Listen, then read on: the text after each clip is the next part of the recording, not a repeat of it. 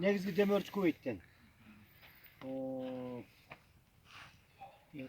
مرحوم بإذن الله تعالى سعيد الواقي على نفقة عبد الهادي مبارك زعبي إشراف جمعية الشيخ عبد الله نوري الخيرية.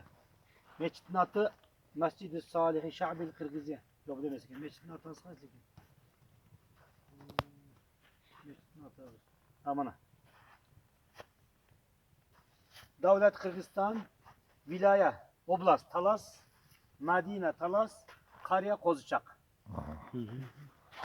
4897 nomerdagi kelgen bayağı.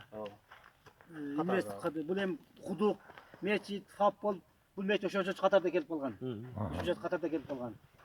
O baştalgan yılı 2018 Dekabr.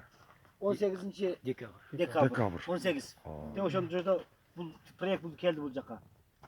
O'sha degan mescidimizde mına Qudaqa uşul kişinin kelgen, bu mescid akça bergen kişinin baldar eken. Sebebi bu ötüp ketken kişinin atında berilip atmakçı eken. Uşuldan Qudaqa şu kurullar bütöt inşallah.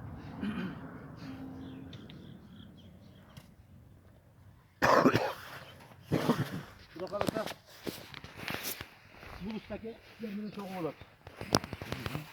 Burada maydan mescid geçen açıp okat. 20'ga 12. Peki bunlar aldı mescid çok mescid maydan. Бүгін мечіттің башталышы болады. Бішкекте таяқ спонсорлар келішті. Сала тұрғандар келіп, бестере кеңешіп, açılışı болады.